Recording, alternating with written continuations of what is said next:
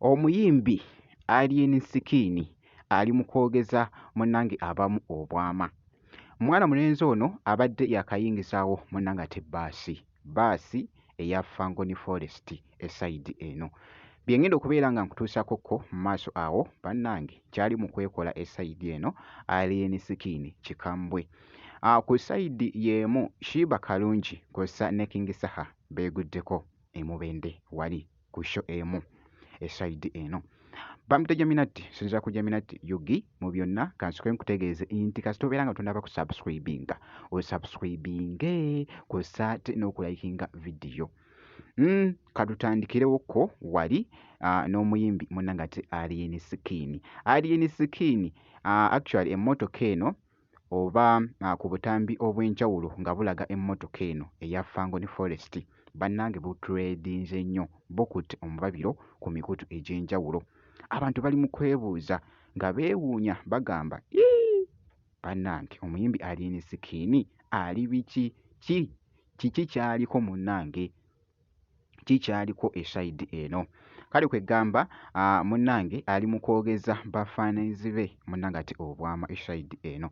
Kakati nno emmotoka eno actually babaddewoko ne show wali ekirandongo nga boogezako okulaba yabadde yeevugira munnange abantu be ku lugendo luno nga actually ndowooza oba babadde bavaayo oba babadde bagenda akokko mbadde nga sikanoonyereza bulungi naye nga wali nze ndabye katambi ng'ali mu kuvuga.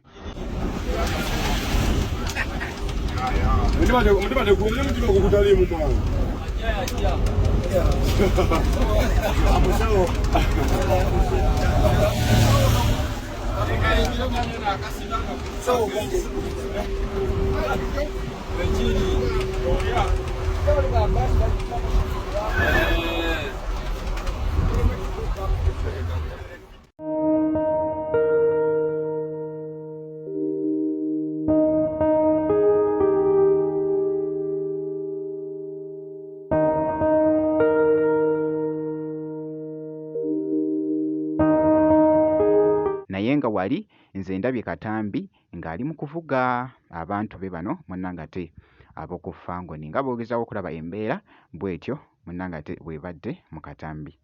Alien Skin ku sayidi y'emu nga nkwongeddeyokko wali King Saha kw'ossa ate ne Shiba Kalungi beeguddekokko ku sho emu wali munnange ate emubende.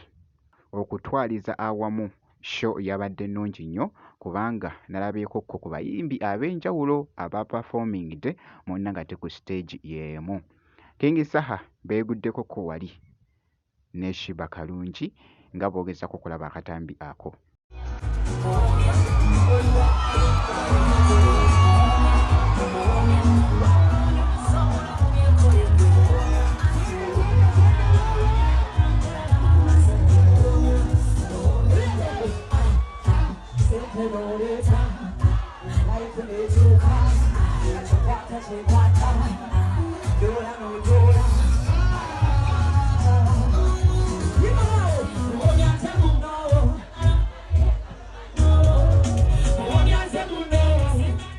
Ku sayidi y'emu nga we nkugambye nti no sho eno yabaddeko munnange abantu ab'enjawulo oba abayimbi ab'enjawulo abazze munnange ate okupafominga.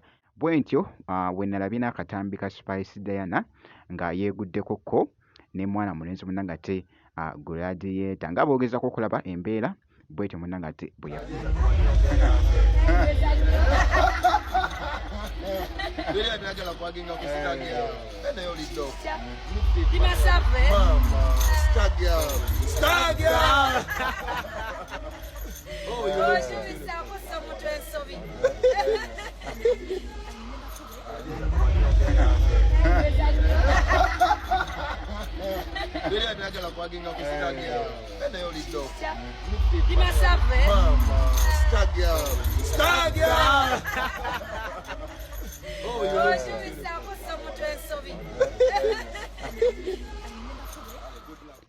We batyo nno we beeguddeko ne mwana mulenzi munnange ate Palaso naye yabaddewo era nga bw'olabye mwonna ng'ate mu katambi essayidi eyo wali e Mubende. Kakasa nti nno osubscribinga ebisigadde byonna obiturekere.